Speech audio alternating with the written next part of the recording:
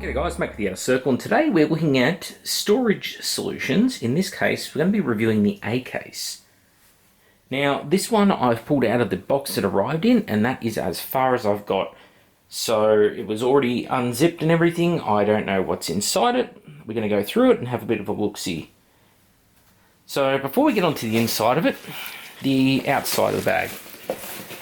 We appear to have quite large Velcro pocket on the outside here, with a zipper pocket on the back. Seems to be relatively heavy duty zipper, quite large. We have a massive pocket on the front here, which I dare say would fit an entire, probably 2 Horus Heresy black books into this very large option. Give you an idea of the size. This is a small Games Workshop case. So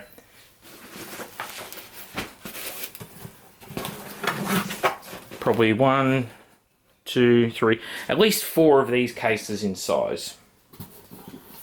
There's that bit of logo product placement. Also have Velcro options, which is neat. So all those event logos, our event, and Terriger, another one I went to, the Cordon, another good one. I can even start putting all my old military ones on there. We've got Australia in multicam. We have Australian rank and American equivalent rank, because Americans didn't understand our rank system and thought I was private first class. Always fun. Some unit patches traded with people we worked with. Look at that. Looks like a bag already. Get all that Velcro off there. Probably put all the old name tags on it too if we feel like. I'll pull everything out of the inside of it and put it aside separately for a second.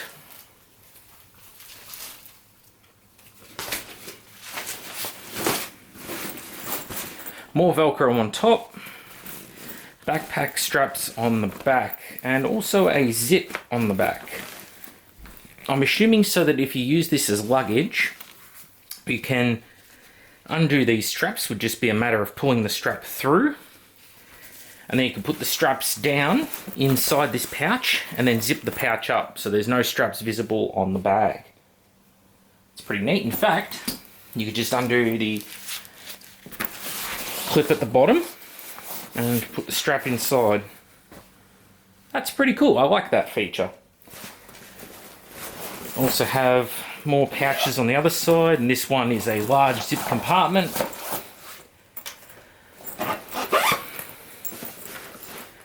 You're not going to go fitting a codex or a black book or anything like that into this compartment. It's only, as you can see, not too huge, but you could definitely fit something in there.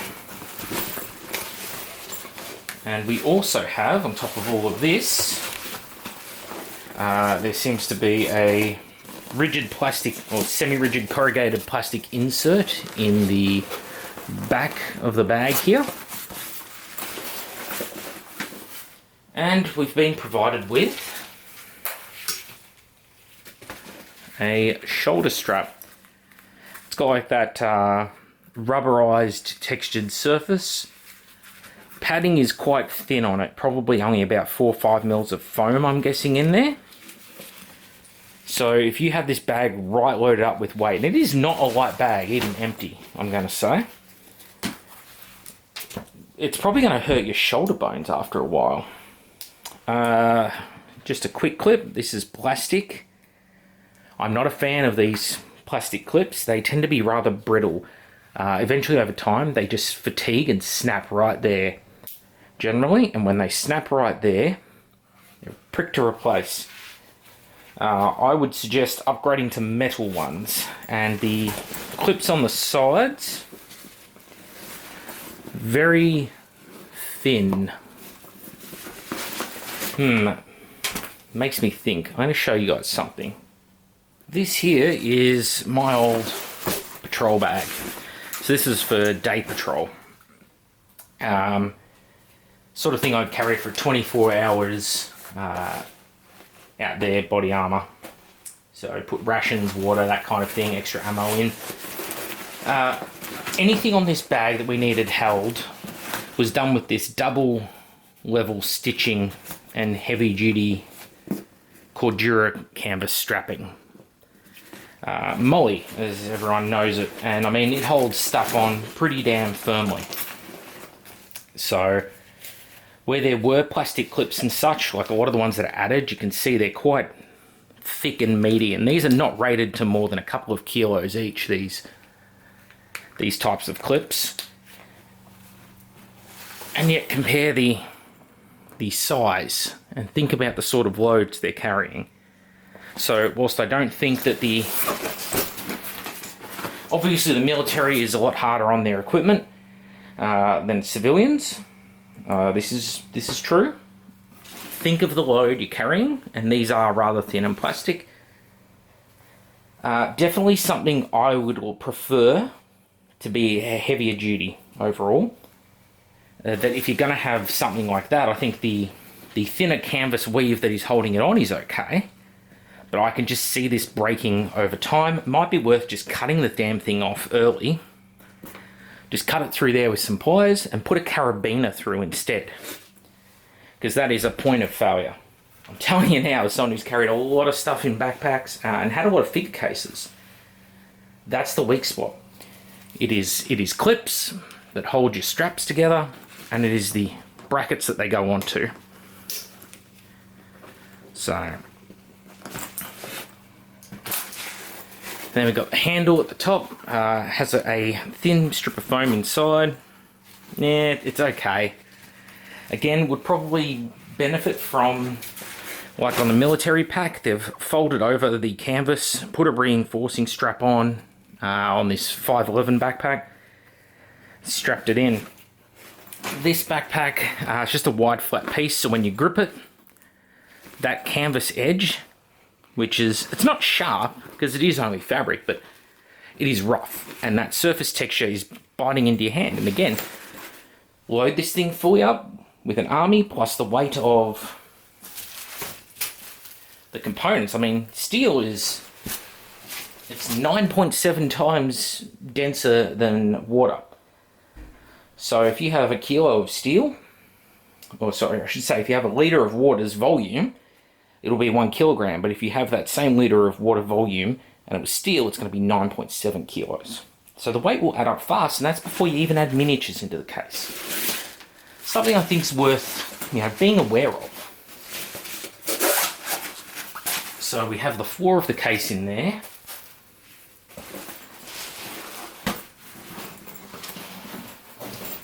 So what did we get inside? We have a whole bunch of glossy plastic covered stuff. So we get a nice little thank you card and some information about the case and the guy who founded it, Olo. Cool. Interesting information. We also have, looks like their own little brand of, I'm going to say super glue, probably for attaching magnets or possibly some sort of additional functionaries. Speaking of magnets, we have, I'm going to guess 20 something, maybe more. Well, let's see. 5, maybe 50. Looks like 5x2 magnets.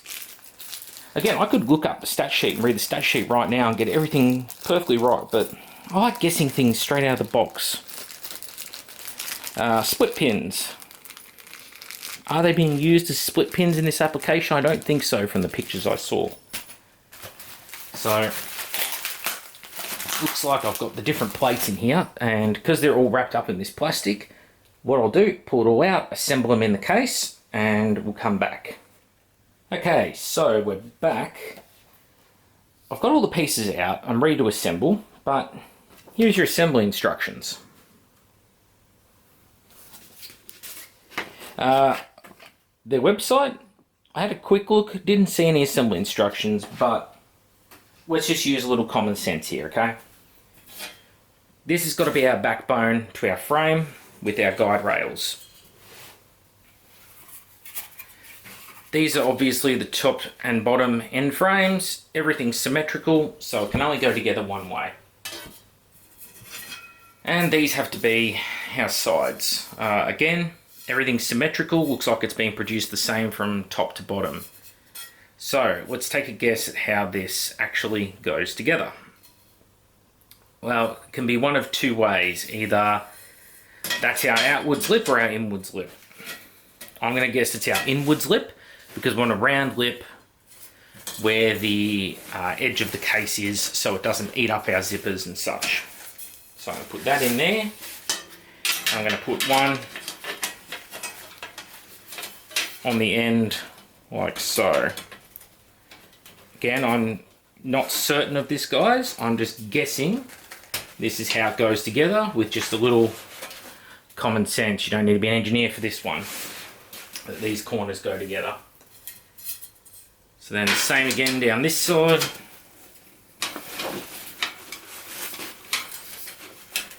And a little bit of force to put them together, because being folded steel, it's a always interesting thing to clip the ends in on folded steel, because steel is usually over bent at the corners. So you over bend it because it springs back, which means you've got to fight it a little bit to put it together, which is fine. That's normal. It's what you want. You want the rigidity.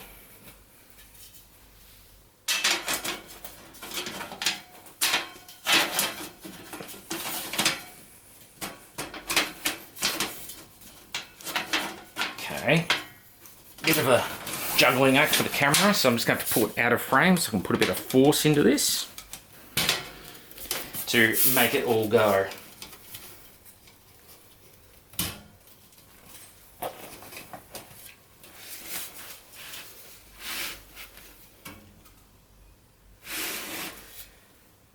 Okay, I've put that side in wrong. I've put it in backwards, sorry. I can see just by looking at it. Can't be right. So let's retry it this way around.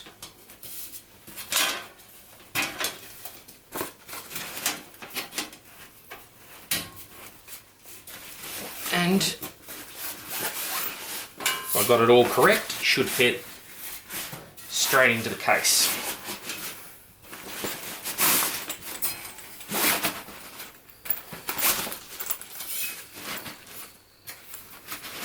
Well, everything's looking pretty good so far, I'd say.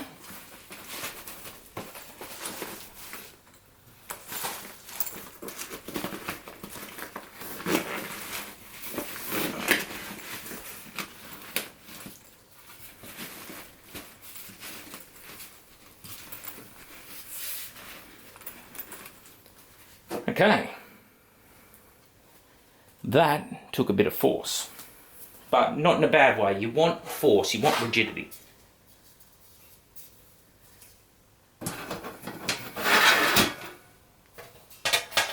That feels pretty good.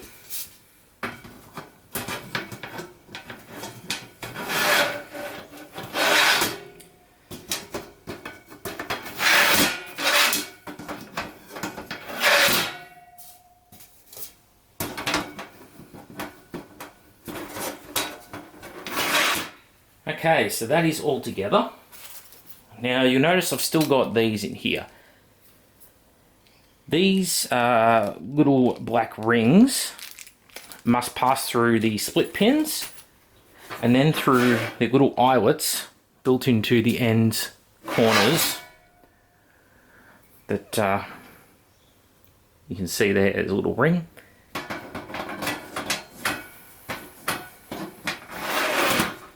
So you're not storing in the bottom level. The bottom level is it's a frame with big holes cut out of it just to lighten the load a bit, I dare say.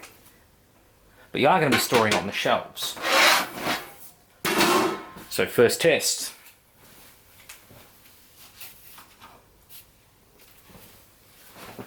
we've got some of Project Cronenberg.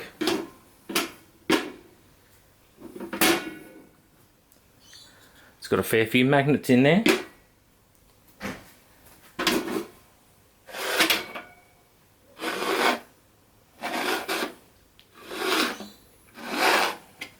Okay. So, this has four 4mm magnets and three 8mm magnets. Now they are 5mm by 2 magnets and 8mm by 2 magnets. The weight of this miniature is such, it's not super heavy, but it's not light either. It's got enough weight in it that it's actually able to slide on that surface. Which means if I'm traveling,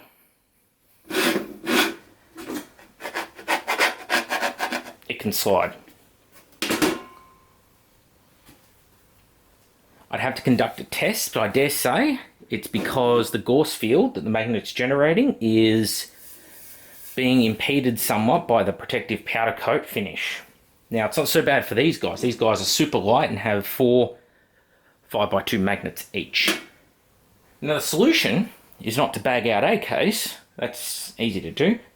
I think we'd all rather a protective coating on there, whether it's an enamel, whether it's a powder coat, whatever, than scratches and rusting everywhere. So the solution is add more magnets. You can see this base is provision for a crap load more magnets than I'm actually using. So I'm not going to judge them for that. I am going to turn the case on its side though.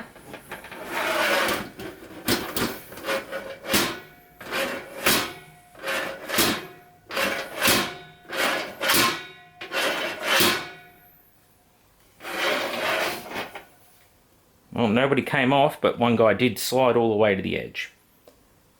I think that's pretty good. Now, do I think it's good enough to air travel with? That I wouldn't be so confident with. I think if I was traveling in the air, I would take the extra time to do something like foam beads or something like that. Put some foam pellets, foam beads, throw them all in around the miniatures, and then when I get to the hotel room, pull out the old-fashioned plastic bag, rubbish bag, whatever, pour all the foam beads out into that bag, and then I'll be able to take these up to the actual event that I'm attending in the case. Now, I got this case so I had something rigid made of steel that I could travel with. I have other cases which have things like rigid cardboard in them, but I want to try something with steel. The weight is definitely an issue. I will get a weight for you, but I'm going to say this case is probably in the 3 kilo mark. Just feeling it. It might be a little less, but yeah, I'm going to say 3 kilos. Yeah, also this steel being so thin, I actually have bent that already. Because it's like 0.9mm gauge, like low gauge steel. So, no, apart from that, I'm pretty happy with it. So obviously I'll go out and field test it now. I think the big negatives with this case, as I see it, is 1, weight. 2, it would have to be the fact that as a whole piece, supporting it off those straps is going to be questionable. You're already starting out with a case that I dare say is heavier than the competition by a significant enough margin. To then be taking this heavy case and putting it on thin plastic eyelets, I don't feel confident with. So that is definitely a huge negative modifier. Now in the positives, I can definitely add more of these trays. I can add a lot more of these trays, in fact. I could add as many as there are slots, so if I was only hauling something the size of, say, Space Marines, well, every layer can take Space Marines, so I could take a lot of Space Marines. Orc players would love this. Put a tray in on the very bottom shelf, put all your Orc vehicles in it, they'd probably take up that much space, all your tanks for the army, and then all the rest of the levels for your infantry. Very handy, very handy. I like that quite a bit. There's not really any other negatives that spring to mind. Just a lesser one, throw some instructions in there. Yeah, definitely throw some instructions in there because I assembled that pretty easily, let's face it. And I think most people would. But you've always got to cater as a business to the lowest common denominator. It's not to insult anyone's intelligence, but some people just aren't. They don't have the aptitude to assemble things mechanically. I once knew a rocket scientist, a legitimate astrophysicist, who couldn't disassemble a rifle. Like, you know, pull the cocking handle back, rotate the barrel to the side, 90 degrees, or 45 to the left actually, slide the barrel out, and you've already done part one of the disassembly. He couldn't even get that right, okay? Legitimate astrophysicist. Some people just don't have spatial awareness to think how to assemble this.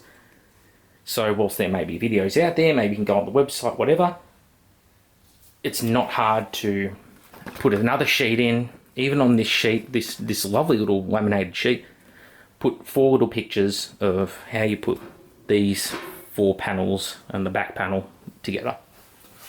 Anyway, that's all from me. I do like this product quite a bit. I think I've made a good purchase here, but I definitely need to actually trial it out, and I'm a bit concerned with air travel and weight and the fact there is actually no... It's relying entirely on a mechanical connection, but without mechanical assistance to hold it together.